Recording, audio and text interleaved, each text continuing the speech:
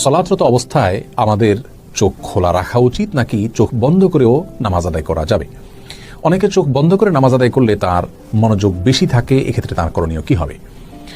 এ বিষয়ে প্রিয় নবী সাল্লাল্লাহু আলাইহি সাল্লামের সুন্নাহ তথা আদর্শ হলো সাধারণ অবস্থায় তিনি সালাত আদায় করার সময় চোখ খোলা রাখতেন। তিনি যখন সালাত আদায় করতেন তার দৃষ্টির সীমানা তথা সিজদার মধ্যবর্তী জায়গা তিনি দেখতে পেতেন। এই বিষয়টি বিভিন্ন হাদিস থেকে অত্যন্ত পরিষ্কারভাবে আমরা জানতে পারি।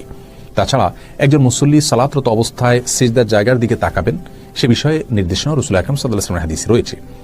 সুতরাং সাধারণ এবং স্বাভাবিক অবস্থায় একজন মানুষ চোখ খোলা রেখে সালাত আদায় করবেন সে বিষয়টি তার জন্য উচিত এবং উত্তম এবং সুন্নাহসম্মত। তবে যদি কেউ সালাতরত অবস্থায় তার দৃষ্টির সীমানায় এমন কোনো কিছু দেখতে পান বা এমন কিছু পড়ে তার দৃষ্টির সীমানায় যেই বিষয়টি দেখা তার জন্য গুনাহের, তাহলে অবশ্যই তিনি চোখ বন্ধ করে সালাত আদায় করবেন। আর যদি যৌক্তিক কোনো কারণে তার চোখ বন্ধ করে সালাত আদায় করতে হয়, যেমন স্বাস্থ্যগত কারণে ইত্যাদি, তাহলে অবশ্যই তিনি সালাত আদায় করতে পারবেন চোখ বন্ধ করে।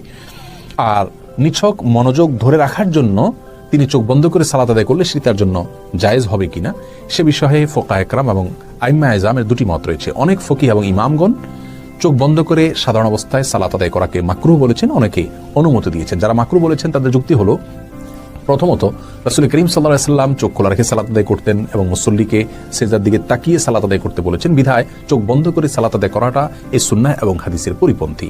আর দ্বিতীয়ত কোন কোন বর্ণনা দ্বারা জানা যায় যে ইহুদিরা চোখ বন্ধ করে ইবাদত করতে, সালাত আদায় করতে, বিধায় তাদের সঙ্গে যেন মিল না থাকে বা বৈপরীত্য থাকে, আমাদের ইবাদত যেন স্বাতন্ত্র্য থাকে, সেজন্য আমাদের চোখ খোলা রেখে সালাত আদায় করা উচিত, চোখ বন্ধ করে সালাত আদায় করা মাকরুহ।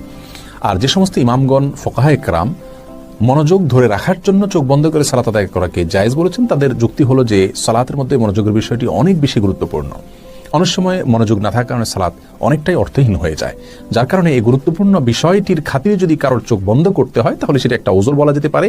এরকম ওজরের ভিত্তিতে তিনি অবশ্যই চোখ বন্ধ করে সালাত আদায় করতে পারেন। পুরো বিষয়কে সামনে রাখলে আমাদের কাছে যে বিষয়টি পরিষ্কার হয় তা হলো, সাধারণ এবং স্বাভাবিক অবস্থায় একজন মানুষের চেষ্টা করা উচিত চোখ খোলা রেখে সালাতের মধ্যে মনোযোগ ধরে রাখার। অন্যদিকে চলে গেলেও মনোযোগকে আবার ফিরে আনার চেষ্টা করতে হবে। এই কসরত তিনি করতে থাকবেন সালাতের মধ্যে, এবং এটাই হলো সালাতের সঠিক এবং বেসিক পদ্ধতি।